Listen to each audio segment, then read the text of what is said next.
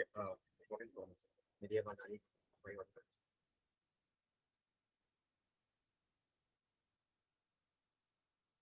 आप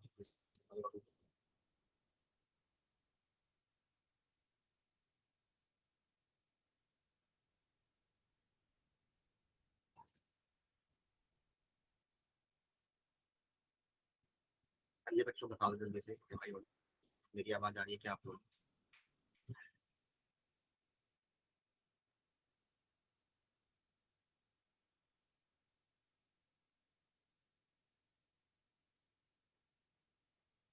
क्या स्टार्ट करें फिर? देखो हमारे लास्ट लेक्चर में हम लोगों ने डिस्कस किया था वो लिमिट डिस्कस कर रहे थे हम लोग। ठीक है, तो लिमिट्स में आप लोगों ने देखा था कि बेसिक्स हमारा कवर हो गया है ना। तो बेसिक्स में ये सब कंप्लीट हो चुका है हमारा, इंडिटरमिनेट फॉर्म वगैरह डिस्कस हो चुका है। ठीक है, तो ये सब लास्ट क्लास में क्वेश्चन भी करवा दिया था। ठीक है, अब आगे बढ़ते हैं। तो जैसे ये हमारा नेक्स्ट कॉन्सेप्ट है। पहला तो आपने देखा था कि लास्ट क्लास में आपने देखा था कि बाई सिंपल अलजेब्रिक मैनिपुलेशन से हमने किया। ठीक है, अब हम क्या करेंगे? अच्छा, उससे पहले एक चीज और देखते हैं। जैसे सपोज करो कि ये पूछा कि लिमिट एक्सटेंडिंग टू जीरो है ना, और थ्री एक्स क्यूब, ठीक है, प्लस 7x² प्लस 5x की power whole divide by 3x plus 8x³ plus x की पावर 9। ठीक है, ये क्वेश्चन। तो एक तो सबसे इसमें देखना क्या है तुमने कि जैसे यहाँ पर तुम ध्यान से देखो कि यहाँ पर अगर x टेंडिंग टू जीरो है तो एक तरीका तो क्या है कि यहाँ पर तुमको दिख ही रहा है कि x कॉमन निकाल लोगे, जो सबसे अ, यहाँ पर छोटा टर्म सॉल्व, जैसे सॉल्व करने का तरीका क्या रहेगा, इसको सॉल्व करने का तरीका रहेगा हमारे लिए। इसको हमने ऐसे किया, limit x tending to zero है ना, यहाँ से x² बाहर निकालिए तो ये बन गया 7 प्लस 3x, और ये बन गया तुम्हारा क्या बन गया 5x²। ठीक है, और यहाँ पर भी तुम ध्यान से देना।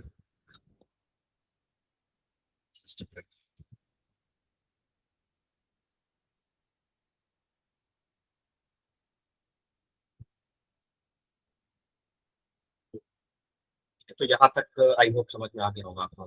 देखो यहाँ पर मैं क्या समझाने की कोशिश कर रहा हूँ कि अब यहाँ से x² कॉमन निकाला, फिर यहाँ से फिर यहाँ से x कॉमन आ जाएगा तो ये हो जाएगा 3 प्लस 8x² हो जाएगा, और ये हो जाएगा x की पावर 8 हो जाएगा। ठीक है, तो और फिर इसको इसको कैंसिल कर दिया तो ये x हो गया। तो यहाँ पर limit x tending to zero, ये तो x हो गया, और बाकी x अगर जीरो की तरफ जा रहा है तो ये टर्म जीरो की तरफ चला जाएगा, ये भी जीरो की तरफ चला जाएगा। ऐसे ही सेम लॉजिक से ये भी जीरो चला जाएगा, ये भी जीरो चला जाएगा। ऊपर बचेगा 7 और नीचे बनेगा, बट x जीरो की तरफ जा रहा है तो आंसर क्या हो जाएगा 0। तो एक तो हमने ऐसे सॉल्व किया, इसमें मेरे को बताने का क्या मतलब है यहाँ पे कि तुम ध्यान से देखो कि अगर x अगर जीरो की तरफ जा रहा है तो तुम ऐसे कर सकते हो, इतना ये सब करने के बजाय यहाँ पर ऐसे भी कर सकते हैं कि जो लीस्ट डिग्री टर्म, जैसे न्यूमरेटर में जो लीस्ट डिग्री टर्म है वो डोमिनेट करेगा। मतलब एक्स अगर जीरो की तरफ जा रहा है तो हमेशा लीस्ट डिग्री टर्म जो होगा वो डोमिनेट। मतलब यहाँ पे हम इसको ऐसे भी कर सकते थे, यहाँ पे ध्यान से देखो।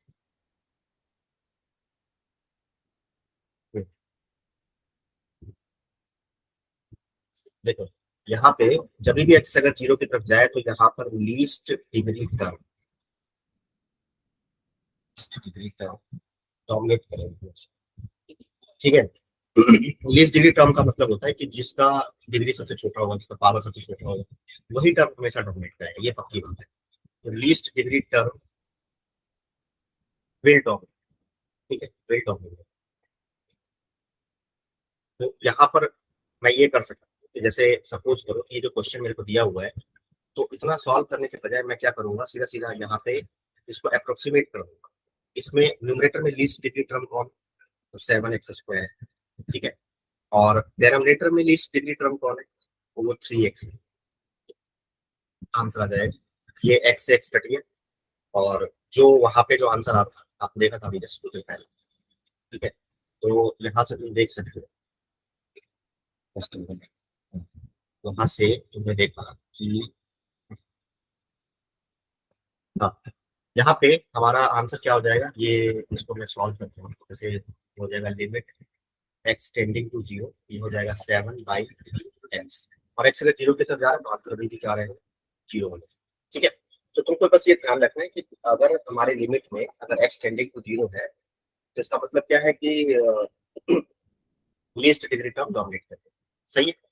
और इसी यही क्वेश्चन में अगर मान लो सपोज करो ऐसा होता कि यहाँ पर x 0 की तरफ, जैसे चलो एक एग्जाम्पल लीजिए, सपोज करो कि मैंने ये एग्जाम्पल, ठीक है, limit x tending to infinity, ठीक है।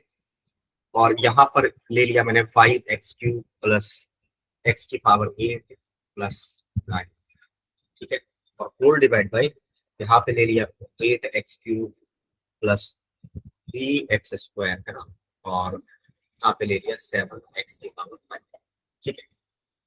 ओके, चलो, मान लो ये क्वेश्चन है, तो इसको अब हम इसको कैसे सॉल्व करेंगे, देखो यहाँ पे इसको हम सॉल्व ऐसे करेंगे कि पहले तो कॉन्वेक्स मेथड बताया था। जैसे यहाँ पर तुम क्या करोगे कि सबसे सबसे हाईएस्ट पावर है उसको कॉमन निकालोगे, तो x की पावर 8 को कॉमन निकालो, तो ये हो जाएगा 1, ये हो जाएगा 9/x की पावर 8 प्लस ये हो जाएगा 5/x की पावर 5, सही, ठीक है। x की पावर 8 कॉमन निकालने से ये आ गया। यहाँ पर सबसे हाईएस्ट डिग्री कौन, तो यहाँ पर सबसे हाईएस्ट डिग्री है x की पावर 5, तो ये हो जाएगा 7, और कॉमन निकाल के देखो अपने आप ही, तो यहाँ पर क्या होगा, चलिए, हाँ, यहाँ पर तुमने 7x की पावर 5 कॉमन निकाला तो 7 बचेगा, फिर बचेगा यहाँ पर 3/x³ बचे, और यहाँ पर बचेगा 8/x² बचेगा, ठीक है। तो अगर x अगर इंफिनिटी की तरफ जा रहा है, x अगर इंफिनिटी की तरफ जा रहा है तो क्या होगा, देखो ध्यान से, x अगर इंफिनिटी की तरफ जा रहा है तो ये सारे जो हमारे पास जो यहाँ पे जो टर्म्स हैं, तुम अगर यहाँ पर ध्यान से देखोगे, जैसे ये टर्म जो हुआ है, ये चला जाएगा 0 की तरफ, ये भी चला जाएगा 0 की तरफ, सेम लॉजिक से ये भी चला जाएगा, और ये भी चला जाएगा 0 की तरफ, ठीक है। ऐसे करके सारे टर्म्स जो है वो 0 की तरफ चले जाएंगे, एंड उसके बाद यहाँ से तुम देखो तो ये भी 0 की तरफ चला गया, ये भी 0 की तरफ चला गया, और ऊपर में यहाँ पे ये कैंसिल हो गया, x की पावर ये 5 था, तो ये कैंसिल हो गया, x³ दे देगा, ठीक है, समझ में आ रहा है क्या। यहाँ से x³ अगर आ गया तो बेसिकली जो वैसे तो ये 1/, चलो मैं एक लाइन और ऐड कर देता हूँ, हमारा क्वेश्चन इसमें कन्वर्ट हो गया, limit x tending to infinity, ऊपर तो बन गया x³ और नीचे बन गया 1/7, ठीक, 1/7। तो ऑफ कोर्स x अगर इंफिनिटी की तरफ जा रहा है तो ये पूरा कहाँ जाएगा, इंफिनिटी की तरफ, ये कांस्टेंट टर्म है, और ये कहाँ जा रहा है, इंफिनिटी की तरफ, तो दैट्स व्हाई यहाँ पर जो आंसर होगा वो डज नॉट एग्जिस्ट होगा।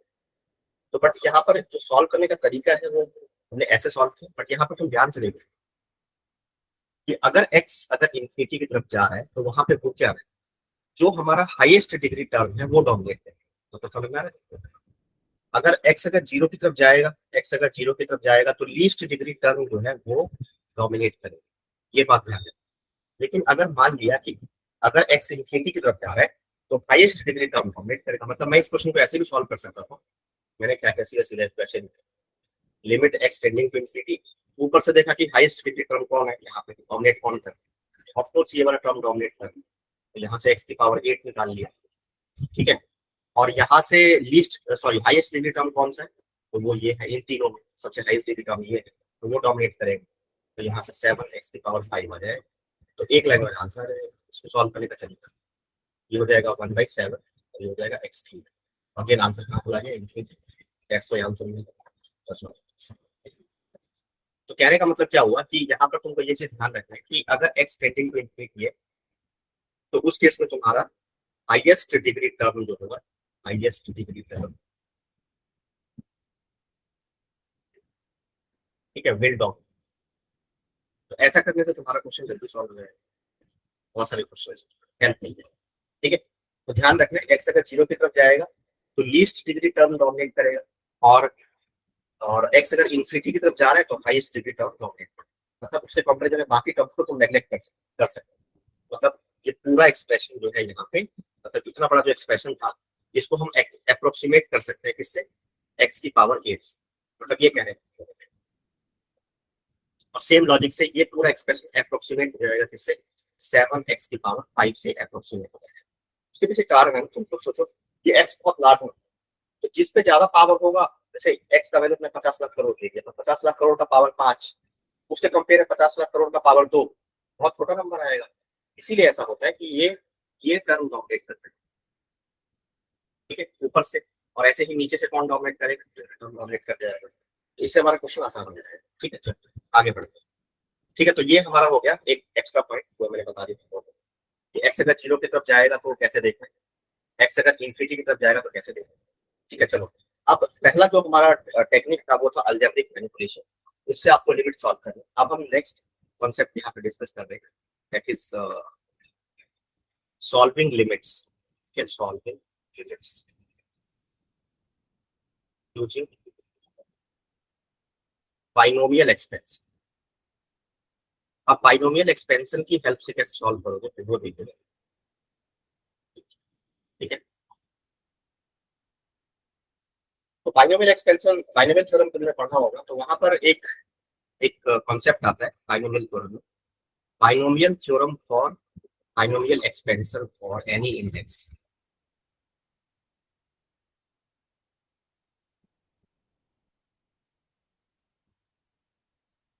ठीक है, जैसे मान लिया कि 1 + x की पावर n, ठीक है, 1 + x की पावर n है, और यहाँ पर n जो होगा वो दैट बिलोंग्स टू r। तो इसको हम लिख सकते हैं यहाँ से, this can be written as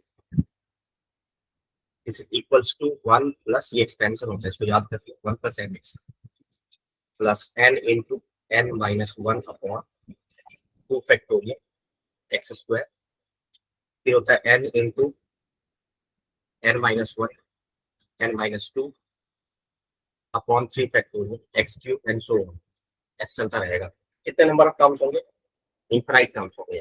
वैसे तो बाइनोमियल थ्योरम में, जैसे मान लो मैं नॉर्मल बाइनोमियल थ्योरम लिखूंगा, जैसे मान लो 1 + x की पावर n लिखूंगा, तो इसका एक्सपेंशन ऐसे होगा nc0, ठीक है, nc1 x plus nc2 x square and so, और लास्ट वाला टर्म आएगा ncn x की पावर। तो इसमें जो टोटल नंबर ऑफ टर्म्स होता है ये तो, और अच्छा यहाँ पर जो n होगा, यहाँ पर n कैसा होना चाहिए, तो पॉजिटिव इंटीजर होना चाहिए, ये भी ध्यान रखें। ठीक है, तो यहाँ तो ये वाला चीज है, उसी का एक स्पेशल केस है। तो यहाँ पर क्या हुआ कि अगर ये पॉजिटिव इंटीजर है तो यहाँ पे टोटल नंबर ऑफ टर्म्स तो कितना हो जाएगा, यहाँ पे total number of terms finite होता है, तो टोटल नंबर ऑफ टर्म्स जो है वो हमारा हो जाएगा n+1 के बराबर होगा। लेकिन यहाँ पर जो टोटल नंबर ऑफ टर्म्स होगा वो कहाँ तक जाएगा, अप टू इन्फिनिटी तक जाएगा। आपको ये बात ध्यान रखने वाली बात है। ठीक है, यहाँ पर जो टोटल नंबर ऑफ टर्म्स होगा वो कहाँ तक जाएगा, अप टू इन्फिनिटी तक जाएगा। ठीक है, ओके। अच्छा, यहाँ पर दोनों में अंतर क्या है, यहाँ पर तुम ध्यान से देखो, यहाँ पर n तुम्हारा पॉजिटिव इंटीजर होना चाहिए, यहाँ पर पॉजिटिव इंटीजर होना चाहिए, बट यहाँ पर n कुछ भी ले सकते हो, n बिलोंग्स टू r। तो अगर अगर 1 + x की पावर 1/2 है तो उसको भी एक्सपेंड कर सकते हैं, -1/2 है, -3/4 है, कुछ भी है, कोई फर्क नहीं, उसको एक्सपेंड करके लिख सकते हो। बट यहाँ पे कंडीशन, दो कंडीशन याद रखना है। अगर मेरे को बाइनोमियल थ्योरम से लिमिट का क्वेश्चन सॉल्व करना है तो दो चीजें याद रखना है। मतलब याद क्या रखना है कि जैसे मान लो लिमिट ऐसे लिखा है x टेंडिंग टू a, ठीक है, और यहाँ पर कुछ ऐसे लिखा है, यहाँ पे कुछ लिखा है, और उसके पावर में कुछ ऐसे नंबर लिखा है n। ठीक है, तो दो बातें ध्यान रखते हैं। अगर मुझे बाइनोमियल थ्योरम लगाना है यहाँ पे, अगर मैं इस क्वेश्चन को बाइनोमियल एक्सपेंशन से सॉल्व करना चाहता हूँ, तो यहाँ पे दो कंडीशन पे ध्यान दोगे। एक तो ध्यान क्या रखोगे कि पहला टर्म वन नहीं अगर है तो उसको वन पहले बनाओगे, यानी कि फर्स्ट टर्म जो होना चाहिए वो वन होना चाहिए। ठीक है, मस्ट बी वन। अगर वन नहीं है तो उसको पहले वन बनाएंगे, मस्ट बी वन। ठीक है, ये पहला बहुत इंपॉर्टेंट फैक्ट है। अगर नहीं ध्यान रखोगे तो गलती करोगे, 100% गलती होगी। दूसरा कि एक्स मेरा कहीं भी जाए, मतलब ए की तरफ जाए, बी की तरफ जाए, सी की तरफ जाए, डी की तरफ जाए, जो भी क्वेश्चन में तुमको दे रखा है, तो एक्स अगर ए की तरफ जा रहा है तो यहाँ पर जो चीज लिखा है यहाँ पर, ये कहाँ की तरफ जाना चाहिए, जीरो की तरफ जाना चाहिए। ठीक है, ये दो बातें याद है। ठीक है, तो जैसे अभी हमने, जैसे मान लो मेरे को ये लगाना होता है यहाँ पे, ठीक है, जैसे हमें यहाँ पे लिखा है यहाँ पे, तो ये एक्स जो है कहाँ जाना चाहिए, जीरो की तरफ जाना चाहिए, अप्रोच करना चाहिए जीरो की तरफ। ठीक है, पहला टर्म वन होना चाहिए। ठीक है, तब जाकर के लगेगा सही। और दूसरा यहाँ पर, अब तुम बोलोगे कि सर यहाँ पे तो इन्फिनाइट टर्म्स है, तो यहाँ पर तुम्हें कैसे पता चलेगा कि कितने नंबर ऑफ टर्म्स तक लिखना है। ठीक है, समझ में आ रहा है क्या? नंबर ऑफ टर्म्स कितना लिखोगे, जैसे बाइनोमियल थ्योरम में नॉर्मल, तो जो नॉर्मल बाइनोमियल थ्योरम होता है उसमें तो पता होता है कि नंबर ऑफ टर्म्स n+1। यहाँ तो मैं n+1 टर्म लिख सकता हूँ, लेकिन यहाँ पर इन्फिनाइट टर्म्स लिखना है, इन्फिनाइट टर्म्स। ठीक है, तो इन्फिनाइट टर्म थोड़े लिखने बैठ जाओ, तो हमें कितने नंबर ऑफ टर्म्स लिखना है वो कौन डिसाइड करेगा? तो उसके लिए थंब रूल याद कर दो, ये याद रखना है। तो total number of terms, total number of terms in the expansion, yeah, such that we get first non-cancelled term. First, we get first non-cancelled term. इसका क्या मतलब समझ में आया थोड़ी देर? नॉन, ये थंब रूल, ठीक है, इसको याद करना चाहिए। ठीक है, क्या बताया मैंने कि टोटल नंबर ऑफ टर्म्स होगा वो एक्सपेंशन में इस तरह से होना चाहिए, such that we get first non cancelled term. मतलब उतने नंबर ऑफ टर्म तक एक्सपेंड करेंगे सच दैट कि मुझे पहला नॉन कैंसल्ड टर्म मिल जाए। समझ में आ रहा है क्या? अगर मुझे नॉन कैंसल्ड टर्म नहीं मिल रहा है तो मैं वहां पे रुकू। जैसे मान लो मैंने एग्जांपल लिया, सपोज करो, अभी मैं एग्जांपल समझ में आएगा अच्छे से, बट थोड़ा सा मतलब थ्योरेटिकल पार्ट में कवर कर देता हूं। आई होप आप लोगों को समझ में आ गया होगा। ठीक है, अब मुझे बताओ कि यहाँ तक कोई दिक्कत तो नहीं किसी बच्चे को? अभी तक जो मैंने तुमको बताया है उसके हिसाब से तो प्रॉब्लम तो नहीं? हाँ जी, बता दो। ठीक है, चलो जी, बहुत अच्छा, समझ में आ रहा था, बहुत अच्छी बात है। ओके, तुम यहाँ पर ध्यान दो, जैसे अभी मैं बहुत ही आसान क्वेश्चन लेके दे रहा हूँ, सिंपलेस्ट क्वेश्चन। बाइनोमियल से कैसे एक्सपेंड, मतलब सॉल्व कैसे करोगे? मैंने पूछा कि लिमिट एक्स टेंडिंग टू 0, और मेरा क्वेश्चन है 1+3x की पावर 1/4 लेते चलो, और ये यहाँ पे -1 कर दिया, और यहाँ पे एक्स स्क्वायर कर दिया। ठीक है, बात सिंपल क्वेश्चन, आपने हमसे ले गया। अब तुम यहाँ पे देखो कि जैसे एक्स अगर मेरा जीरो, पहले तो ये डिसाइड करना है लिमिट में कि क्या मुझे क्वेश्चन सॉल्व करने की जरूरत है क्या, मतलब प्रीडिटरमिनेंट फॉर्म बन भी रहा है या नहीं बन रहा है। तो वो कौन डिसाइड करेगा? तो वो डिसाइड करना बहुत आसान है, यहाँ से तुम देख सकते हो कि एक्स अगर मेरा जीरो की तरफ जा रहा है तो ये जाएगा वन की तरफ, वन में से बन गया जीरो, तो न्यूमरेटर चला गया जीरो की तरफ, और सेम लॉजिक से डिनोमिनेटर चला गया जीरो, तो ये 0/0 फॉर्म बन रहा है। अगर 0/0 फॉर्म बन रहा है तो मतलब क्वेश्चन सॉल्व करना पड़ेगा। अब यहाँ पर जैसे ही मैंने ये एक्सप्रेशन देखा तो मेरे दिमाग में क्लिक क्या करना चाहिए कि यहाँ पे बाइनोमियल एक्सपेंशन लग सकता है। ठीक है, तो लगाएंगे, लगाने के लिए मैंने पहले सोचा कि चलो कंडीशन चेक कर लेते हैं। तो कंडीशन क्या सिखाया था? कंडीशन सिखाया था कि पहला टर्म वन होना चाहिए, तो वो है यहाँ, दोनों कंडीशन मैच करना चाहिए। अच्छा, अगर मेरा एक्स अगर जीरो की तरफ जाएगा, अगर मेरा एक्स अगर जीरो की तरफ जाएगा, तो ये जो एक्सप्रेशन लिखा है वन को छोड़ के जो बच गया वो कहाँ की तरफ जा रहा है? वो ऑफ कोर्स जीरो की तरफ जाएगा। तो दोनों कंडीशन मैच कर गया। मतलब मैंने क्या सिखाया तुमको? मैंने ये सिखाया कि 1+x की पावर n, अब x हमेशा अपने मन को मत सोचो, कल को ऐसा हो सकता है कि 1 को छोड़ के कुछ यहाँ पर कोई खतरनाक से एक्सप्रेशन आ जाए, पर तुमको ध्यान पे ही रखना है कि अगर मेरा x अगर a की तरफ जा रहा है तो ये जो बॉक्स जैसे मैंने शेप बना रखा है वो वाला जो चीज है वो हमेशा 0 की तरफ जाए, ऐसा इंश्योर करना है।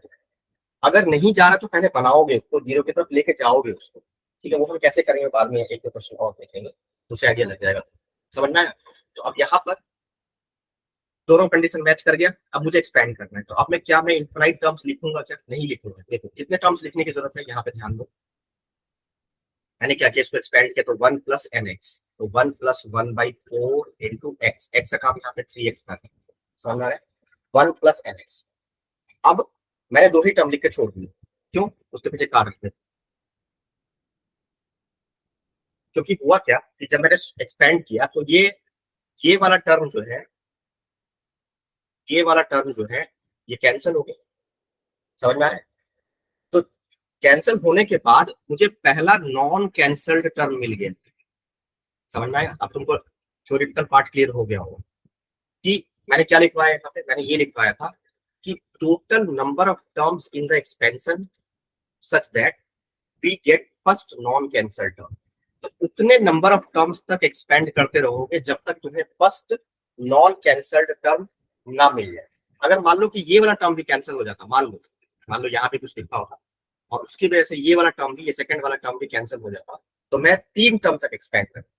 अगर तीसरा टर्म भी कैंसिल हो रहा होता तो मैं 4 टर्म तक एक्सपेंड करता। तो वो क्वेश्चन देख के मुझे आइडिया लग जाएगा कि मुझे कितने टर्म तक एक्सपेंड करने की जरूरत है, समझ में आए। ठीक है, चलो जी, बहुत बेटर। आई होप आपको समझ में आ गया होगा कि कैसे एक्सपेंड कैसे करते हैं, तो बहुत ही आसान क्वेश्चन है। तो यहाँ से ये कांस्टेंट 3/4 है, कांस्टेंट को बाहर निकाल दिया, 3/4 बाहर आ गया, तो ये बन गया तुम्हारा लिमिट एक्स टेंडिंग टू 0, और ये हो गया x बाई एक्स स्क्वायर। तो ये हो गया 3/4 लिमिट एक्स टेंडिंग टू 0, ये बन गया 1/x। अब ये या तो प्लस इन्फिनिटी की तरफ जाएगा या माइनस इन्फिनिटी की तरफ जाएगा, वो डिपेंड करेगा कि तुम्हारा x 0 की तरफ किस साइड से जा रहा है। तो बस हो गया, तो दोनों बातें मैच करेंगी, तो यानी कि ये तुम्हारा इन्फिनिटी या माइनस इन्फिनिटी की तरफ जाएगा, और आगे कांस्टेंट अगर लिखा हुआ है तो ये पूरा एक्सप्रेशन कहाँ जाएगा, यहाँ से लेकर के यहाँ तक ये पूरा जाएगा या तो प्लस इन्फिनिटी की तरफ या माइनस इन्फिनिटी की तरफ। तो कोई फिनाइट वैल्यू की तरफ तो गया नहीं, इसके आंसर क्या हो जाएगा, does not exist, limit exist ही नहीं करेगा। ठीक है, ये हम पढ़ के आ चुके हैं, ये क्वेश्चन सॉल्व हो। चलो अब नेक्स्ट क्वेश्चन पे आते हैं, समान क्वेश्चन करते हैं। जैसे सेकंड क्वेश्चन मैंने लिया लिमिट एक्स टेंडिंग टू 0, ठीक है, और फिर है हमारा 1 प्लस 2x की पावर -3, ठीक है, प्लस 1 प्लस 2x की पावर -3 -1 प्लस 6x, ठीक है, और whole divide by √4 plus x square minus, ठीक है, ये क्वेश्चन। तो इसको कैसे सॉल्व करो, तो देखो, एक ही क्वेश्चन में तुम चाहो तो तुम बाइनोमियल भी लगा सकते हो, एक ही क्वेश्चन में चाहो तो तुम तब अलजेब्रिक मैनिपुलेशन भी लगा सकते हो, एक ही क्वेश्चन में तुम चाहो तो एल हॉस्पिटल रूल भी लगा सकते हो, सब कुछ लगा सकते हो। ऐसा भी हो सकता है कि कुछ स्टेप पे एल हॉस्पिटल रूल लगाया, कुछ स्टेप पे बाइनोमियल एक्सपेंशन लगाया, कुछ स्टेप पे बाइनोमियल एक्सपेंशन लगाया, कुछ स्टेप पे एलएच रूल लगाया, सब कुछ लगा सकते हो। बट वो तो बाद में देखेंगे, पहले तो फॉर द टाइम बिंग मान लो कि मैं इसको, मैंने क्या किया, जैसे ऊपर वाला एक्सप्रेशन तो दिख रहा है, नीचे वाला एक्सप्रेशन को भी सॉल्व कर दिया, जैसे अभी मैंने मेथड एक मेथड था, से लिमिट एक्सटेंडिंग टू 0 है यहाँ पे, तो ये हो गया 1 प्लस 2x की पावर -3 -1 प्लस 6x, ठीक है। इसको रेशनलाइज कर नीचे वाले टर्म, तो 4 मैनिपुलेशन लगाया, अलजेब्रिक मैनिपुलेशन -2, और ये हो गया 4 प्लस एक्स स्क्वायर प्लस 2, और ये हो गया 4 प्लस एक्स स्क्वायर प्लस 2, ठीक है। ओके, चलो जी, बहुत बढ़िया। अब इसके बाद क्या हुआ कि ये हो गया हमारा लिमिट एक्सटेंडिंग टू 0, ऊपर तो रहेगा हमारा 1 प्लस 2x, इसको बाद में डील करेंगे, पहले स्टेप बाय स्टेप देखते हैं, -1 प्लस 6x, ठीक है, और ये हो गया √4 प्लस एक्स स्क्वायर और प्लस 2, ठीक। और यहाँ पे √4 प्लस एक्स स्क्वायर, तो a minus b into a plus b, तो ए स्क्वायर ए स्क्वायर में तो रूट खत्म हो जाएगा, 4 प्लस एक्स स्क्वायर और माइनस बी स्क्वायर। ठीक है, समझ में आ रहा है? ओके, चलो बहुत बढ़िया। तो यहाँ से तुम्हारा क्या हो गया कि 4 और 4 कैंसिल हो गया, तो यहाँ से तुम्हारा 4 और 4 कैंसिल हुआ, limit extended to 0, 1 plus 2x की पावर -3 -1 प्लस 6x। ठीक है, और ये हो गया तुम्हारा √4 प्लस एक्स स्क्वायर। ये तो मैं तो अभी समझा रहा हूँ इसलिए बच्चों की तरह करके रखा, अदरवाइज इतना करने की जरूरत नहीं है। ये 4 4 कैंसिल हो गया, तो ये हो गया एक्स। ठीक है, चलो अब यहाँ पे क्या हुआ कि देखो, तुम ऐसे सोचो कि अगर मेरा एक्स अगर 0 की तरफ जा रहा है ना, अगर मेरा एक्स अगर 0 की तरफ जा रहा है तो ये वाला एक्सप्रेशन कहाँ जाएगा, ये वाला एक्सप्रेशन, तो ये जाएगा कितना जाएगा, ये 0 की तरफ चला गया तो 4 प्लस 0 हो गया 4, √4 होता है 2, तो 2 प्लस 2 कितना हो गया 4। ये कांस्टेंट है तो कांस्टेंट को बाहर निकाल सकते हैं। तो पहला क्वेश्चन तो ये उठेगा कि क्या हम ऐसे कर सकते हैं, जैसे मान लो कहीं पर ऐसे लिखे, तो यहाँ भी मुझसे बहुत गलती है, जैसे मान लो कि मैंने ऐसे लिखा लिमिट एक्स टेंडिंग टू ए और एफ ऑफ एक्स और इनटू जी ऑफ एक्स। ठीक है, और एच ऑफ एक्स। ठीक है, ऐसे क्या मैं ऐसे कर सकता हूँ क्या कि limit x tending to a, ठीक है, एफ ऑफ एक्स और limit x tending to a g of x upon h of x, ऐसे करने में कोई बुराई है क्या? आंसर मिलेगा यस, प्रोडक्ट रूल याद करो, ऐसे करने में कोई बुराई नहीं, बस ध्यान क्या रखना है, ये 0 × का फॉर्मूला बनना है। ठीक है, तो यहाँ पर जब तुमने, और दूसरा एक और चीज ध्यान रखना है कि जैसे मान लो जब मैं लिमिट, अब मैं आगे चलकर लिमिट फटाफट से इवेल्युएट करूंगा, मैं बार बार ये अलजेब्रिक जो प्रॉपर्टीज होती है अलजेब्रा ऑफ लिमिट्स वो बार बार लगा के नहीं दिखाऊंगा। ठीक है, क्योंकि मुझे डायरेक्टली आंसर लिखना है तो मैं टाइम सेव करूंगा, तो फटाफट से यहाँ पे करना है। तो क्या करेंगे कि अगर मान लो तुमने ये देख लिया कि ये 0 की तरफ नहीं जा रहा है, ये किसी फिनाइट नंबर की तरफ जा रहा है, और ये बाकी फंक्शन के साथ, मतलब बाकी फंक्शन ये भी ध्यान रखें, बाकी फंक्शन के साथ प्रोडक्ट की फॉर्म, अगर प्रोडक्ट की फॉर्म में है तो उसको ब्रेक करने में कोई प्रॉब्लम नहीं, मतलब उसको लिमिट को इवेल्युएट कर दो, तो यहाँ पर लिमिट निकाल दो और उसको अलग करके लिख दिया, तो कोई दिक्कत नहीं, कोई प्रॉब्लम नहीं। अगर प्रोडक्ट की फॉर्म में नहीं है तो ऐसे नहीं कर सकते। ठीक है, समझ में आ रहा है क्या? तो दिक्कत होगी है, प्रोडक्ट की फॉर्म में होना चाहिए बाकी फंक्शन के साथ, तो जाकर के, जैसे मान लो मैंने ऐसे लिख दिया कि, जैसे एक एग्जाम्पल, जैसे लिमिट एक्स टेंडिंग टू 2, और ऐसे लिखा x square plus 5 into F of x, ठीक है, प्लस जी ऑफ एक्स और अपॉन एच ऑफ एक्स। ठीक है, तो एक बच्चे ने क्या किया कि उसने क्या किया, यहाँ देखा कि प्रोडक्ट की फॉर्म में है, अब ये हमारा प्रोडक्ट की फॉर्म में है, तो उसने क्या किया, उसने ऐसे कर दिया लिमिट एक्स टेंडिंग टू 2, और फिर ये अगर 2 की तरफ जाएगा तो एक्स स्क्वायर प्लस 5 कहा जाएगा 9 की तरफ, उसने ऐसे कर दिया 9 f of x plus g of x. ठीक है, और 4 divide by h of x. तो ये गड़बड़ है, ये गलत है, ऐसे नहीं कर सकते, क्योंकि ये पूरा मतलब ये तो काम जैसे, अच्छा दूसरा एक एग्जांपल तो जैसे अगर ऐसे होता तो हम अंतर ऐसे हो,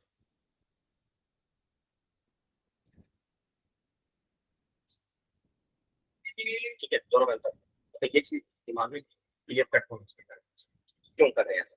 ठीक है, यहाँ पे क्या हुआ कि यहाँ पर अब देखो, अब मैं क्या ऐसे कर सकता हूँ क्या, limit x tending to 9 into f plus g upon h, ऐसे करने में कोई बुराई नहीं। अब ये बिल्कुल ठीक है, इसमें कोई दिक्कत नहीं। क्यों ऐसा क्यों कर सकते हैं, क्योंकि ये जो हमारा एक्सप्रेशन है, अब यहाँ पे कोई दिक्कत नहीं, यहाँ पर ये जो एक्सप्रेशन है ये बाकी फंक्शन के साथ प्रोडक्ट की फॉर्म, यहाँ पर जो हमने लिखा था वहां पर सिर्फ एक ही फंक्शन के साथ प्रोडक्ट की फॉर्म है, ये बाकी के साथ प्रोडक्ट की फॉर्म में नहीं था, इसीलिए हम यहाँ पर ये काम नहीं कर सकते, ये गलत है, और ये वाला नीचे वाला सही। समझ में आ रहा है, ये सब चीज ध्यान रखें। चलो, तो अब यहाँ पे आ जाओ, तो इसीलिए, हाँ, तो मैं क्वेश्चन ये था हमारा, तो एक्स अगर मेरा 0 की तरफ जा रहा है तो ये जो मेरा फंक्शन है, मैं ये वाला जो फंक्शन है वो बाकी फंक्शन के साथ, बाकी फंक्शन ये रहा, बाकी फंक्शन ये रहा, बाकी फंक्शन के साथ प्रोडक्ट की फॉर्म में है, बिल्कुल है। अगर बाकी फंक्शन के साथ प्रोडक्ट की फॉर्म में है तो उसका वैल्यू लिखने में कोई बुराई नहीं है, बस ध्यान ये रखना कि वो 0 की तरफ ना जाए, क्योंकि अदरवाइज 0 × का फॉर्म अगर बन गया तो गड़बड़ हो जाएगा ना। इसीलिए हमने क्या किया, एक्स अगर 0 की तरफ गया तो ये कहा जा रहा है 2 + 2 कितना हो गया 4 की तरफ, 4 कांस्टेंट है तो उसको लिमिट से बाहर निकाल सकते हैं, तो हमारा जो एक्सप्रेशन है वो इसमें कन्वर्ट होगी, हमारा जो लिमिट कन्वर्ट हो गया 4 into limit x tending to 0 1 plus 2x की पावर -3 है ना, और क्या और था हमारा, हाँ -1 प्लस 6x, ठीक है। तो यहाँ से ये हो गया -1,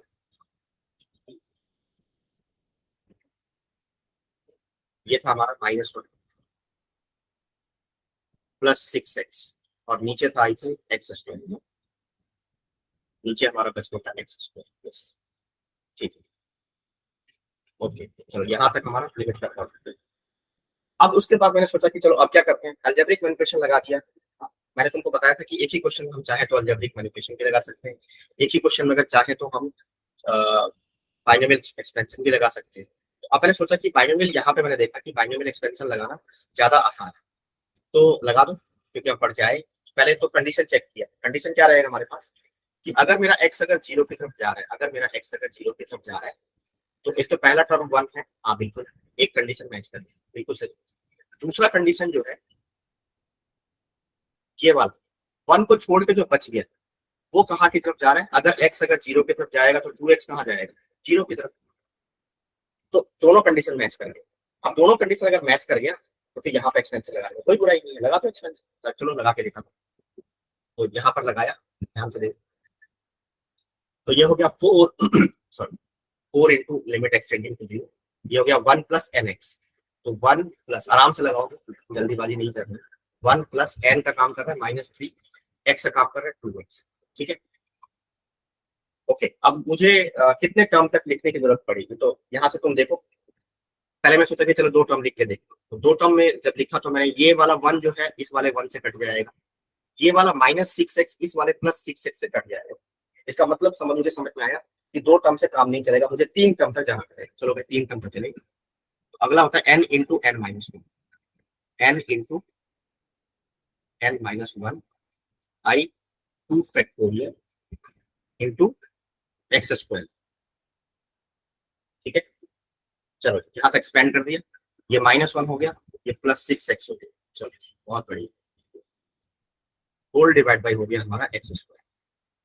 आई होप आप लोगों को समझ में आ रहा होगा कि मैं क्या समझाने की कोशिश कर रहा हूँ, है ना। किसी बच्चे को कोई डाउट तो नहीं है इसमें, अगर डाउट तो पूछो, कोई ऐसा बच्चा जिसको समझ में कुछ भी नहीं आया तो बता दो, ठीक है। प्रॉब्लम को ध्यान से देखो कि हम कैसे सॉल्व करने की कोशिश कर, ठीक है। चलो अब यहाँ पे जब ये 3 टर्म तक एक्सपेंड हुआ तो क्या हुआ, यहाँ से ये हो गया हमारा 4 इंटू लिमिट एक्सटेंडिंग टू 0, ये हो गया 1, -3 इंटू 2 कितना होता है -6 हो जाता है, और ये हो गया तुम्हारा -3, और ये हो जाएगा -4, तो -3 इंटू -4 कितना हो गया, सॉरी +12 बाई 2 6 हो गया, 6 इंटू 2 का स्क्वायर 24 हो गया, तो ये बन जाएगा 24x स्क्वायर, और ये -1, और ये हो गया 6x, और whole divide by x square. तो यहाँ से ये और ये कट गए। अब तुमको सब कुछ क्लियर हो गया होगा कितने नंबर ऑफ टर्म्स, क्योंकि बच्चों को सबसे ज्यादा कंफ्यूजन यही इसी पार्ट में रहता है कि कितने नंबर ऑफ टर्म तक एक्सपेंड करें, बाइनोमियल एक्सपेंशन जब भी लगाते हैं तो अब तुमको कंफ्यूजन बचा ही नहीं होगा, उतने नंबर ऑफ टर्म्स तक एक्सपेंड करना है सच दैट कि मुझे पहला नॉन कैंसल टर्म मिल जाए। तो यहाँ पर 2 टर्म कैंसिल हो रहा था, इसलिए मैं 3 टर्म तक एक्सपेंड किया। अगर मान लो गलती से ये भी कैंसिल हो जाता था, गलती से ये भी कैंसिल हो जाता तो 4 टर्म तक एक्सपेंड करते, अगर चौथा टर्म भी कैंसिल हो जाता तो 5 टर्म तक एक्सपेंड करते, बस ये हमारा स्टेट भी रहेगा, बस तो हो गया। अब तो चाहो तो तुम यहीं से आंसर बता सकते हो, ये वाला एक्स स्क्वायर कट जाएगा, 24 कांस्टेंट बाहर आ गया, 24 इंटू 4 कितना हो गया 96। पर चलो कोई बात नहीं, एक स्टेप और बढ़ाइए, तो ये हमारा हो गया। अब ये सब कैलकुलेशन तुम हवा में कर सकते हो एग्जाम में, अगर तुमको प्रैक्टिस है तो ये हो गया 24x स्क्वायर और एक्स स्क्वायर, तो ये कट गया यहाँ से, तो 24 बाहर आ गया, तो 24 इंटू 4 कितना होता है 96, ठीक है। ओके चलो सॉल्व हो गया क्वेश्चन। अच्छा इसमें मैंने क्या क्या दोनों चीज मिक्स कर दिया, इसमें जो मतलब अलजेब्रिक मैनिपुलेशन भी लगाया मैंने, बाइनोमियल भी लगाया। मान लो कि मैं अलजेब्रिक मैनिपुलेशन ना लगा करके सिंपली बाइनोमियल एक्सपेंशन ही लगाऊं तो भी कोई दिक्कत नहीं। जैसे मान लो कि मैं इसी क्वेश्चन को दोबारा सॉल्व करके दिखा दूं,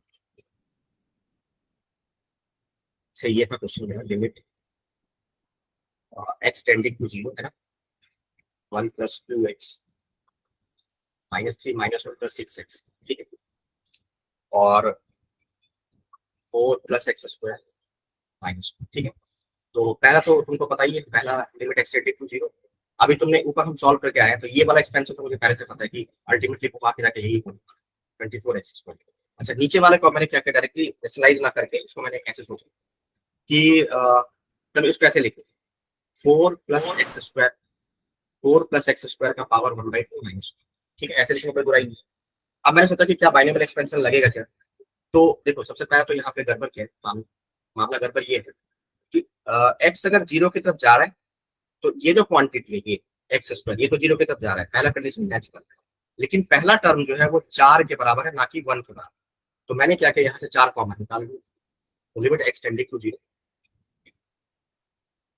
आंसर ये 24 को तो चलो बाहर कर दो, कांस्टेंट को बाहर कर दो, यहाँ से भी 4 कॉमन निकाला, तो 4 की पावर 1/2, तो 4 की पावर 1/2 होता है 2, और ये हो जाएगा 1 प्लस एक्स स्क्वायर बाई 4 और पावर 1/2 माइनस।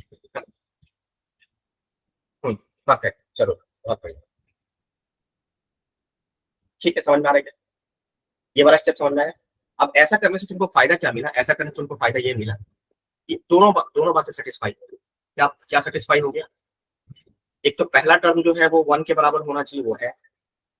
दूसरा टर्म एक्स अगर जीरो की तरफ जाएगा तो ये वाला जो क्वांटिटी है, यहाँ पर ध्यान दो, ये वाला जो क्वांटिटी ये कहाँ की तरफ जा रहा है, ऑफ कोर्स जीरो की तरफ जाए। तो दोनों बातें मैच करके तो सॉल्व कर सकते हैं, इसको आराम से सॉल्व करना।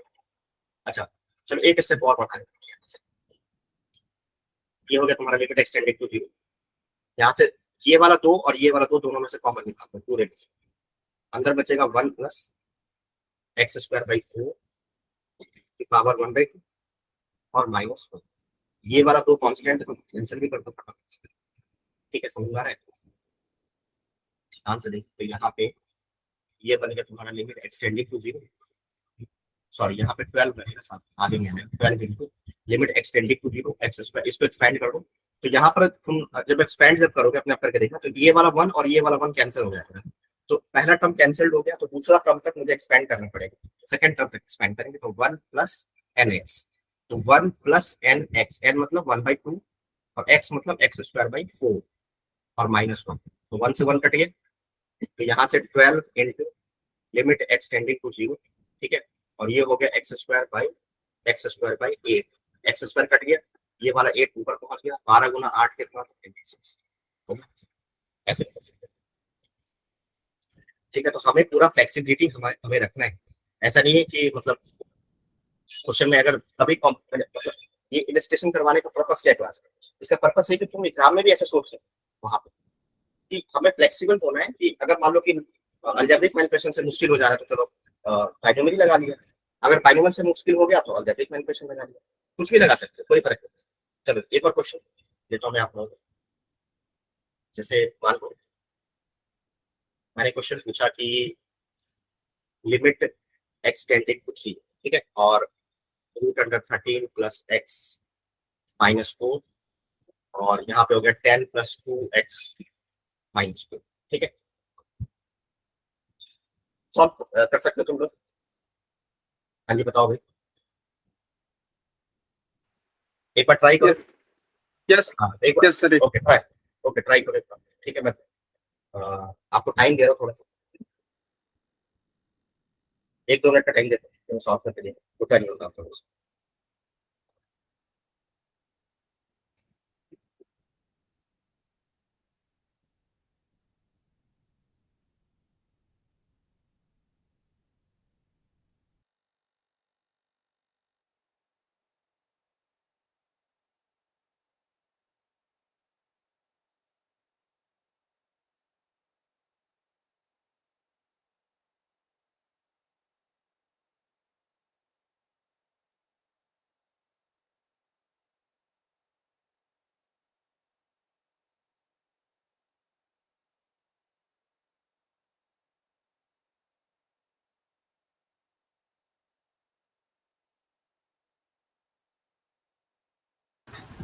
हाँ जी, देखो आप लोग चलो मैं आपको क्वेश्चन दे दूंगा बाद में, सर ठीक है। 1/2। चलो जी, बहुत बढ़िया, एक बच्चे का आंसर आ गया, ठीक है, बहुत बढ़िया। देखते हैं, अभी चेक कर लेते हैं आंसर क्या है, ठीक है। बट चलो अटेम्प्ट किया, बहुत अच्छी बात है। ठीक है, तो एक बार हम लोग ये कंप्लीट कर लेते हैं, फिर मैं आपको पीपीटी वगैरह भी शेयर करता हूँ। अभी तुम देखो, सबसे पहले तो यहाँ पे देखो ध्यान से कि अगर मेरा एक्स अगर 3 की तरफ जा रहा है, यहाँ पे ध्यान है, तो सबसे पहले तो काम यही चेक करना तुम लोगों को कि जो हमारा लिमिट है क्या वो इनडिटरमिनेट फॉर्म बना रहा है या नहीं बना रहा है। अगर हमारा इनडिटरमिनेट फॉर्म नहीं बनेगा तो उसको सॉल्व करने की जरूरत ही नहीं है। तो अब तुम ध्यान से देखो, एक्स अगर 3 की तरफ गया तो 13 और 3 16, रूट 16 4 होता है, 4 में से 4 गया 0, यस। ऐसे ही 10 प्लस 2 गुना 3 6, 10 और 6 16, रूट 16 4, 4 में से 4 गया 0, यस। तो 0/0 फॉर्म बन रहा है, मतलब सॉल्व करना पड़ेगा यहाँ पे। अब मैंने सोचा कि चलो क्या करते हैं यहाँ पे, तो रूट वूट अगर मुझे दिख गया तो चलो एक बार मैं लिख के दिखाता हूँ इसे। ये तो मैं ऐसे लिख रहा हूँ, not required, 13 plus x power 1/2 minus 4, ठीक है। और ये हो गया हमारा 10 प्लस 2x।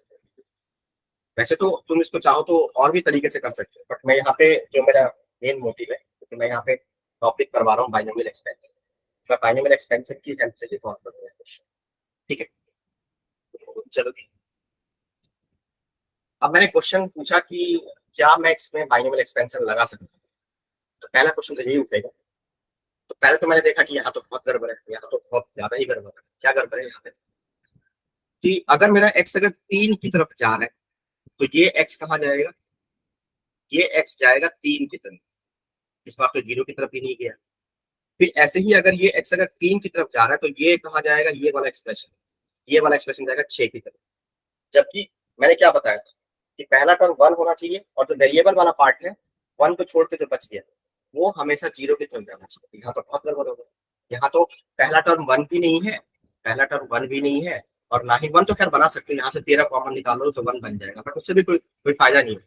क्यों फायदा नहीं होगा, क्योंकि यहाँ पे 13 है तो ये बन जाएगा x/13। तो x अगर 3 की तरफ जाएगा तो x/13 जाएगा 3/13 की तरफ, वो 0 की तरफ तो गया ही नहीं। तो थोड़ा सा मैंने दिमाग लगाया यहाँ पे। अब ये सब चीज तुम सोच सकते हो इससे। देखो मैंने क्या किया यहाँ पे, हाँ, इसको ऐसे लिखा, बोला कि ऐसे बात तो बन नहीं रही है, तो मैंने क्या किया, इसको ऐसे लिखा 16 प्लस, क्योंकि ऊपर में 13 प्लस एक्स है तो ये मुझे समझ में आ ही गया होगा थोड़ा बहुत, x-3 ऐसे लिखिए ये सब स्टेप्स बाई स्टेप में चलो। फिर ऐसे ही यहाँ पर भी 16 प्लस 2 इंटू x-3। तो तुम ध्यान से देखो कि 16 में से 3 गया 13, 13 और प्लस एक्स वही बन गया।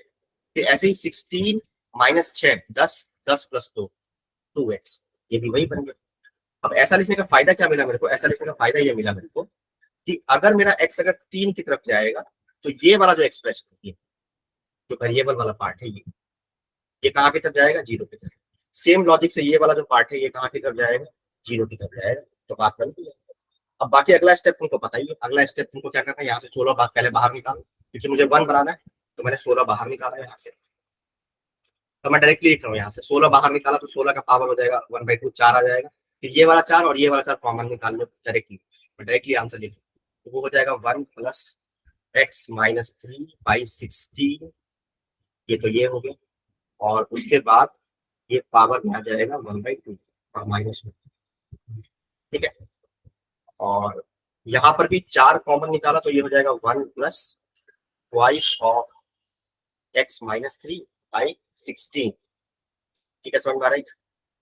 और इसके पावर में है 1/2 और ये माइनस, ये 4 से 4 कट गए, 4 से 4 कट गया, ये कट गया, सही है, ओके। अब यहाँ पर एक्सपेंशन लगा तो बाइनोमियल एक्सपेंशन, क्योंकि सब कुछ मैच कर रहा है तो एक्सपेंशन लगाने में कोई बुराई नहीं है। एक्सपेंड किया तो 1 प्लस एन एक्स हो जाएगा, तो 1/2 इंटू ये बन जाएगा x/3, सॉरी x-3/16 और -1।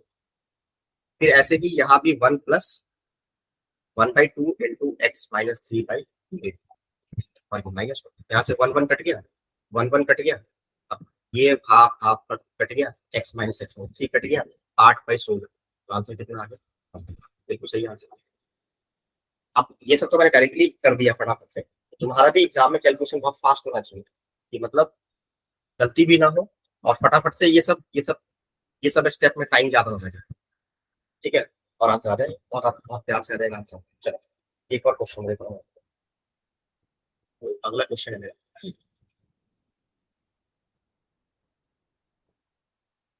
करना है limit x tending to minus infinity और एक्स स्क्वायर प्लस एक्स और plus third root of x cube plus 6x square. ठीक है, ये क्वेश्चन चलो भाई सॉल्व कर जल्दी।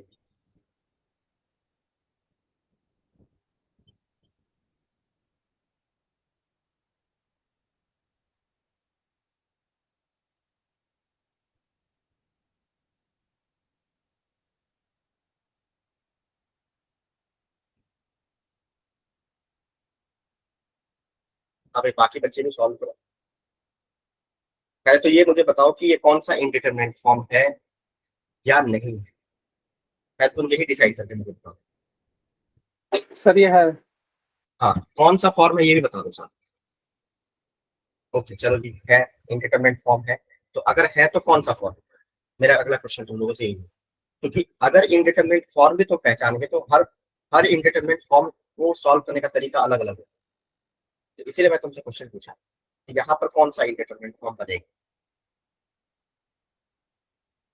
कौन सा बन रहा है भाई। Infinity, infinity minus infinity.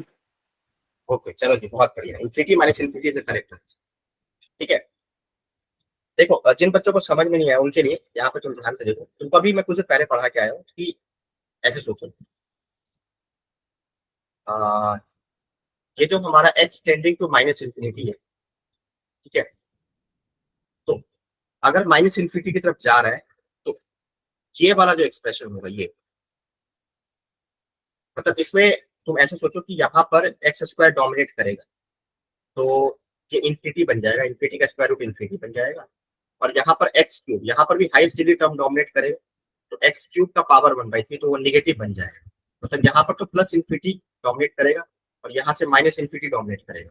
तो इसलिए इन्फिनिटी माइनस इन्फिनिटी का फॉर्म बनेगा। मतलब अपने आप करके देखो, समझ में आ जाएगा।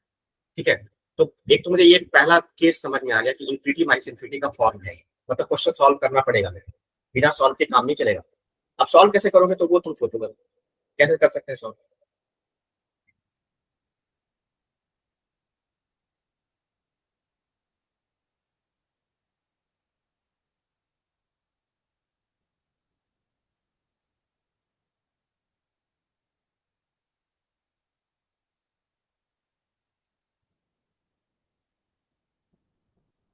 हाँ जी बताओ भाई, कैसे सॉल्व करोगे।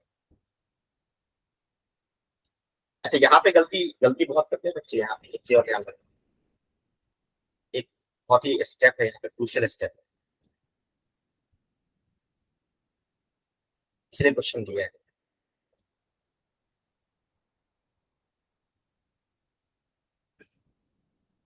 देखो यहाँ पे, चलो मैं चलो सेकंड पे,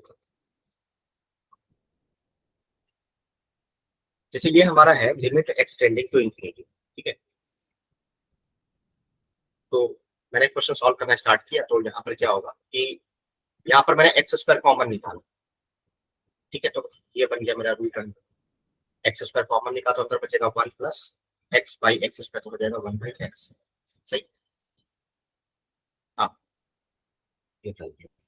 ठीक है, और ऐसे ही फिर यहाँ पर भी एक्स क्यूब, मैंने थर्ड रूट है यहाँ पे, तो यहाँ पर एक्स क्यूब कॉमन निकाला तो ये बन जाएगा 1 प्लस 6/x और ये बन जाएगा 1/x क्यूब।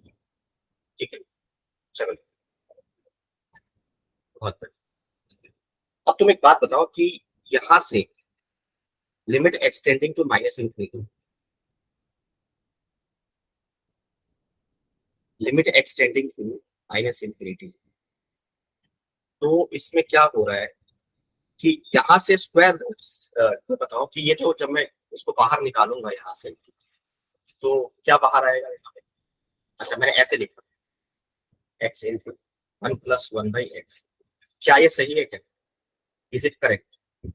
और यहाँ से भी थर्ड रूट है तो एक्स क्यू बाहर आ जाएगा तो वो एक्स ही बचे और अंदर क्या बचेगा यहाँ पे, अंदर बचेगा यहाँ पे 1 प्लस मतलब third root of 1 + 6/x 1/x cube, ऐसा बचेगा। ये हमारा एक्सप्रेशन, क्या ये सही है क्या। Is it correct? सर पहले वाली क्या? टर्म गलत है। हाँ, पहले वाले टर्म में क्या गलत है? पहली वाली हाँ, पहले वाले टर्म में मॉड क्या एक्स गलत है? आएगा उधर। बिल्कुल ठीक है, बस मैं यही सुनना चाहता हूँ भाई। यहाँ पे ना ये स्टेप बहुत ही बच्चे बहुत ज्यादा गलती करते हैं, सबसे ज्यादा गलती करते हैं। हमें इस चीज का ध्यान रखना है कि रूट अंडर एक्स स्क्वायर जो होता है वो मॉड एक्स के बराबर होता है, ना कि एक्स के बराबर होता है। ठीक है, ये अगर तुमने ध्यान नहीं दिया तो बहुत गड़बड़ हो जाएगा ये। ठीक है, समझ में आया क्या? ओके, तो यहाँ से ये तुम्हारा बन गया मॉड एक्स। सही है, करेक्ट है, यहाँ तक कोई दिक्कत नहीं किसी को। नो मतलब सर। इवन हाँ, तो ये चीज का ध्यान रखना है। तो अब अभी यहाँ पर मॉड एक्स आ चुका है और एक्स मेरा इन्फिनिटी की तरफ जा रहा है। तो मैंने क्या किया, इन्फिनिटी में देखो निगेटिव में सॉल्व करना ज्यादा मुश्किल होता है, तो हम रेदर देन नेगेटिव में सॉल्व करने के बजाय इसको पॉजिटिव में सॉल्व कर देते हैं। पॉजिटिव में ज्यादा आसान पड़ता है। तो मैंने क्या किया यहाँ पे, एक्स को रिप्लेस कर दिया, माइनस एक्स से रिप्लेस कर सकते हैं, कोई दिक्कत नहीं। तो अगर मेरा एक्स अगर इन्फिनिटी की तरफ जा रहा है, this is called method of substitution. किसी एक वेरिएबल को दूसरे वेरिएबल में कन्वर्ट कर देते हैं। तो अगर मेरा एक्स अगर माइनस इन्फिनिटी की तरफ जा रहा है तो मेरा माइनस एक्स कहाँ जाएगा, इन्फिनिटी की तरफ। सही है, करेक्ट है। या अगर तुमको ऐसे देखने में दिक्कत है तो क्या करो कि एक्स को माइनस टी पुट कर दो। समझ में आ रहा है क्या? तो एक्स को अगर माइनस टी पुट करोगे तो अगर एक्स अगर माइनस इन्फिनिटी की तरफ जा रहा है तो टी कहाँ से जाने लग जाएगा, प्लस इन्फिनिटी की तरफ जाने लग जाएगा। तो मेरा मेरा क्वेश्चन है वो इसमें कन्वर्ट हो गया। अपने आप करके देखो, ये कन्वर्ट हो गया।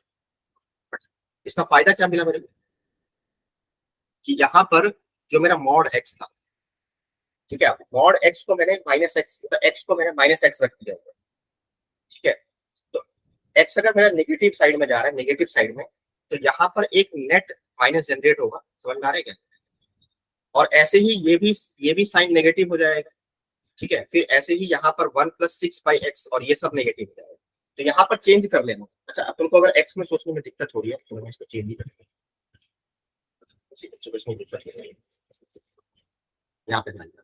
हाँ, मेरा कहने का मतलब ये था, वेट अ, हाँ, मैंने क्या किया, एक्स को, सॉरी, मैंने एक्स को रिप्लेस कर दिया माइनस टी से। ऐसे सोचो, अगर किसी को वैसे देखने में दिक्कत है तो अगर मेरा एक्स अगर इंफिनिटी की तरफ, सॉरी माइनस इंफिनिटी की तरफ जा रहा है तो मेरा मेरा टी कहाँ जाएगा, टी मेरा कहाँ जाएगा भाई? क्योंकि यहीं से तुम देखो ना ध्यान से, एक्स अगर माइनस टी की तरफ है तो टी बराबर हो जाएगा माइनस एक्स। तो अगर एक्स अगर माइनस इंफिनिटी की तरफ जा रहा है तो टी कहाँ जाएगा, ऑफ कोर्स इंफिनिटी की तरफ जाएगा। तो समझ में आ रहा है क्या? आई होप समझ में आ गया होगा। तो मेरा जो लिमिट है वो इसमें कन्वर्ट है। तुमको अगर एक्स देखने में दिक्कत हो रहा है तो ऐसे देखो, ऐसे में आसानी पड़ेगा तुमको। सही है, तो अब यहाँ से तुमने क्या किया, यहाँ से लगा दो यहाँ पे। तो यहाँ पे तुम्हारा बन गया मॉड ऑफ, जहां जहां एक्स दिखाई दे रहा है वहां वहां क्या पुट कर दो, माइनस टी पुट कर दो। चलो माइनस टी पुट कर दो। यहाँ से 1+1/-टी पुट कर दो। चलो जी, बहुत बड़ी। फिर यहाँ पर भी प्लस एक्स की जगह पर क्या पुट कर दिया, माइनस टी पुट कर दिया। यहाँ पर भी फिर थर्ड रूट ऑफ 1-6/t हो जाएगा और ये हो जाएगा माइनस, आई थिंक हाँ, 1/t हो जाएगा। जहां जहां एक्स दिखाई दे रहा है वहां वहां क्या पुट कर दो, माइनस टी पुट कर दो। बस आ रहे समझ में? चलो आगे बढ़ते हैं। तो अब इसको सॉल्व किया तो ये हमारा इसमें सॉल्व कन्वर्ट हो गया, इक्वेशन इसमें कन्वर्ट हो गया। ये मॉड माइनस टी तो प्लस टी रहे, ये बन गया तुम्हारा 1, सॉरी 1 माइनस, इसको ऐसे लिखो, कैलकुलेशन देख लेना, अगर मेरे से कोई गलती होती है तो बता देना मेरे को। 1-1/t है ना, और ये पावर में 1/2 ऐसे लिख दो ताकि देखने में आसानी हो। ये बन गया तुम्हारा माइनस टी और ये बन जाएगा 1-6/t माइनस 1/t का पावर 1, ऐसे लिखो तो बढ़ाई। ठीक है, अब तुमने क्या किया, यहाँ से मतलब इस वाले में से और इस वाले में से टी बाहर निकालो। चलो भाई बाहर निकाल लेते। तो यहाँ से जब बाहर निकाला तो ये बन गया तुम्हारा limit t tends to infinity, ये बन गया टी, और अंदर बचेगा 1-1/t की पावर 1/2, और ये बन जाएगा -1-6/t -1/t³ अच्छा, इसको ऐसे एक ब्रैकेट कर दो ताकि प्लस साइन बाहर आ जाए, एक समझ। यस, ये हमारा एक्सप्रेशन का मेरा। ओके, चलो अब कैलकुलेशन देख लेना अपने आप, कैलकुलेशन हमारा सही है कि गलत है वो तुम खुद से देख सकते हो, चेक कर। ठीक है, अब देखो इसके बाद यहाँ पर अब तुम्हारा काम क्या है कि अब मैंने सोचा कि चलो अब आगे के सॉल्व करें। तो आगे सॉल्व करने का प्रोसीजर क्या रहेगा कि मैंने तुमसे क्वेश्चन पूछा कि अगर मेरा टी इंफिनिटी की तरफ जा रहा है तो ये वाला एक्सप्रेशन कहाँ जाएगा, ये वाला ऑफकोर्स जीरो की तरफ जाएगा, मतलब इस पूरे की बात चल रही है, ये पूरा कंप्लीट, मतलब वन को छोड़ के जो बच गया, ये वन को छोड़ के जो बच गया ये कहाँ जाएगा, ऑफकोर्स जीरो की तरफ जाएगा। तो पहला टर्म वन की तरफ है, दूसरा टर्म जीरो की तरफ जा रहा है। ऐसे ही यहाँ पर आ जाओ, पहला टर्म वन है और बाकी इस पे फोकस करो, इस पूरे यहाँ से लेकर वन को छोड़ के जो बच गया ये कहाँ जाएगा, ये जाएगा 6/0, सॉरी इनफिनिटी, तो ये जीरो और ये भी जीरो, यानी कि पूरा एक्सप्रेशन जीरो की तरफ चला गया। तो अगर पहला टर्म वन है और दूसरा टर्म जीरो की तरफ जा रहा है तो यानी कि तुमको ये समझ आना चाहिए कि यहाँ पर बाइनरी एक्सपेंशन लग जाएगा। तो लगा दो भाई, तुम्हारा अगले स्टेप पे क्या करना है कि तुमको यहाँ पे कुछ भी नहीं करना, यहाँ पे बाइनरी एक्सपेंशन लगाया, इसको सॉल्व करो, इसको एक्सपेंड करो तो 1 + nx होता है, तो 1 + 1/2 इंटू -1/2, ठीक है, समझ आ रहा है, 1 + nx। और क्या मुझे दो ही टर्म से काम चल जाएगा या अगला टर्म भी लिखना पड़ेगा, वो चलो चलो 3 टर्म लिख लेते हैं आगे। तो प्लस अगला टर्म हो जाएगा n इंटू n - 1, तो हाफ -1/2 फैक्टोरियल और -1/t का होल स्क्वायर, समझ में आ रहा है क्या, एंड सो ऑन, ऐसे करके लिख लिया। फिर ऐसे ही इसको भी एक्सपेंड किया तो इसका एक्सपेंशन हो जाएगा 1।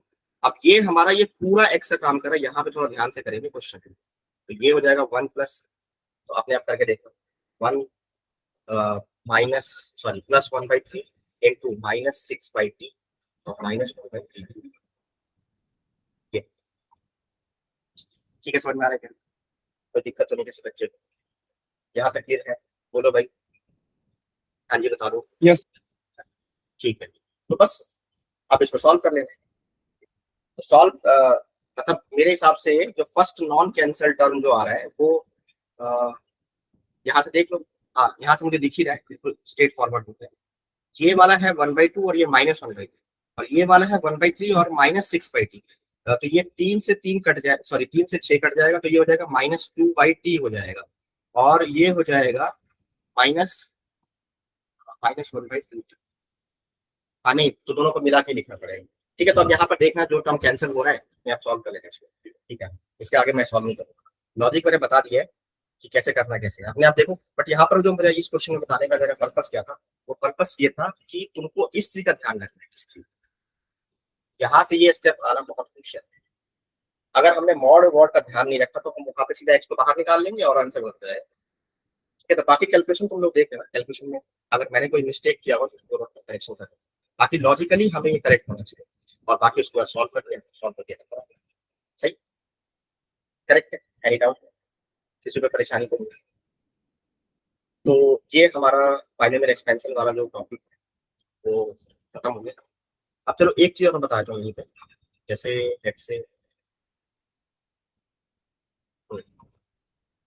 एक स्टैंडर्ड एक्सप्रेशन होता है, हाँ, जो कि याद रखना है, limit x tending to a x की पावर n माइनस ए की power n divide by x minus, अगर ये है तो क्या होगा, ठीक है। तो इसका फॉर्मूला होता है, इसका फॉर्मूला होता है कि n a n माइनस 1, ये फॉर्मूला इसको याद करिए अच्छे से, ठीक है। अभी आया कहाँ से वो बताया था, लिखे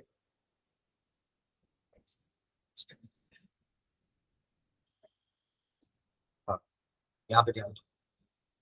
जैसे एग्जांपल के तौर पे तुम ऐसे देखो, जैसे मान लो मैंने ऐसे लिखा लिमिट एक्स टेंडिंग टू 2 और x की power 5 minus 32 divide by x minus, ठीक है। तो हमारा फॉर्मूला क्या बनेगा, मतलब आंसर कैसे निकालोगे, क्या लिखोगे, n ये हो जाएगा, यहाँ से a का वैल्यू हो जाएगा 2, क्योंकि x टेंडिंग टू a है तो 2, और एक हटा के लिखना है 4, 2 की पावर 4 हो गया, तो 16 गुना 5 कितना हो गया 80, डायरेक्टली तुम लगा सकते हो।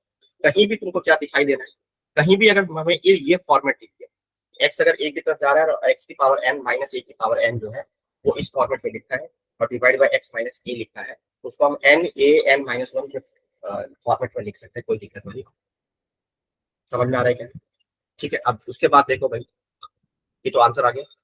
अच्छा इसका प्रूफ भी देखो, प्रूफ कैसे होता है, मतलब लास्ट टॉपिक आज के लिए एक्सटेंडिंग टू ए है हमारा, और x n minus A N लिखा है और यहाँ पे एक्स माइनस ए लिखा है, ठीक है। तो मैंने क्या किया यहाँ पे, मैंने एक्स माइनस ए को टी पुट कर दिया। This is this method is called method of substitution, क्योंकि एक्स टेंडिंग टू ए को सॉल्व करना और जीरो में सॉल्व करना ज्यादा इजी होता है। मतलब अब तुम ऐसे सोचो कि अगर मैंने x माइनस ए को t बोला है तो x क्या हो जाएगा, a प्लस टी के बराबर हो जाएगा। और अगर मेरा x अगर a की तरफ जा रहा है तो t कहाँ जाएगा, ऑफ कोर्स जीरो की तरफ जाएगा। तो यहाँ से हमारा लिमिट कन्वर्ट हो गया t टेंडिंग टू जीरो, इससे फायदा मिल गया, जीरो में देखना आसान होता है। और x की जगह पर क्या उठा के रख दिया, x की जगह उठा के रख दिया a प्लस की power n minus A N, ठीक है, होल डिवाइड बाई t। हमने लिमिट को कन्वर्ट कर दिया दूसरे वेरिएबल में कन्वर्ट कर दिया। अब क्या हुआ, यहाँ से ये बन गया तुम्हारा limit t tends to zero, यहाँ से a कॉमन निकाला तो ये हो गया a n, तो हो गया 1 प्लस टी बाई ए की पावर n माइनस ए, ठीक है, और होल डिवाइड बाई t। तो यहाँ से limit t tends to zero, यहाँ से ये वाला a n और ये वाला a n कॉमन निकाल तो अंदर बचेगा 1 प्लस टी बाई ए की पावर n और माइनस 1। अब देखो तुम ध्यान से देखो, और होल डिवाइड बाई, चलो यहाँ पे ठीक है, ठीक है। अब यहाँ पे तुम ध्यान से देखो कि अगर मेरा t जीरो की तरफ जा रहा है, यहाँ पे अगर मेरा t जीरो की तरफ जा रहा है तो पहला टर्म 1 है, हाँ बिल्कुल ठीक है। और ये वाला जो पूरा एक्सप्रेशन है 1 को छोड़ के जो बच गया वो हमारा कहाँ की तरफ जा रहा है, जीरो की तरफ जा रहा है। तो दोनों कंडीशन सेटिस्फाई कर गया, कंडीशन सेटिस्फाई कर गया तो हम यहाँ पे क्या लगा सकते हैं, फाइनल फॉर्मूला लगा दो। अच्छा, a की पावर n कांस्टेंट उसको बाहर निकाल दिया, बाहर पर उसको, तो ये हो गया limit t tends to zero. यहाँ पे दो ही टर्म लिखने से काम चल जाएगा, तो 1 प्लस एन एक्स, तो n t by a minus 1 और डिवाइड बाई टी। तो यहाँ से 1 से 1 कट गया, यहाँ से t से t कट गया, तो n बाई ए बचा। तो ये तुम्हारा फाइनल आंसर आ गया n बाई ए। तो फाइनली n बेस से पावर सब्ट्रैक्ट हो जाता है, तो n a n, ठीक है। तो ये प्रूफ हो गया, this is so called proof. तो बाकी ये हमारे बहुत ही काम का है चीज जो कि तुम लोगों को याद, ठीक है, समझ आएगा। This is the standard formula. जैसे अभी हम आगे चल के साइन एक्स बाई एक्स पढ़ेंगे, वो सब पढ़ेंगे, तो उसी लाइन पर ये स्टैंडर्ड फॉर्मूला है। और इसी में अगर अगर एक और स्टेप देखो, बस लास्ट स्टेप, अगर मैंने एक्स को 1 कर दिया, एक्स टेंडिंग टू 1 चला दे, हमारा फॉर्मूला क्या बनेगा, x n minus 1 divide by x minus 1। तो कुछ भी नहीं, यहाँ पर ए की जगह पर 1 कर दो, तो उसमें क्या होता है कि अगर मैंने ए को 1 किया तो 1 के पावर में कुछ भी रखो तो वो तो 1 ही रहेगा हमेशा। तो इस बार आंसर क्या हो जाएगा, एन जो है। ये एक दूसरा स्टैंडर्ड फॉर्मूला है। जैसे फॉर एग्जांपल तुम ऐसे देखो कि लिमिट कहीं पर ऐसे लिखा है एक्स टेंडिंग टू ए और एक्स की power 100 minus 1 divide by x minus 1, तो आंसर क्या हो जाएगा, 100 हो जाएगा, ठीक है, ठीक है। लेकिन हमें ये स्टैंडर्ड फॉर्मूला याद रखना, सही है, कोई दिक्कत तो नहीं किसी बच्चे को। हाँ जी, अब बताओ समझ में आया क्या, एनी डाउट किसी बच्चे को पूछना है? ओके चलो, बहुत बढ़िया, ठीक है। तो फिर आपका ये आपका बाइनोमियल एक्सपेंशन वाला जो टाइप है, और अब जो हमने ये स्टैंडर्ड फॉर्मूला लिखा है वो हम नेक्स्ट क्लास में फिर क्वेश्चन करेंगे। और जब सारा इंडिटरमिनेट फॉर्म कवर हो जाएगा तो फिर हम आपको डीपीपी भी शेयर करेंगे। तो फिर मिलते हैं नेक्स्ट क्लास में आप लोगों से, ठीक है, ओके, थैंक यू, बाय बेटा, बाय।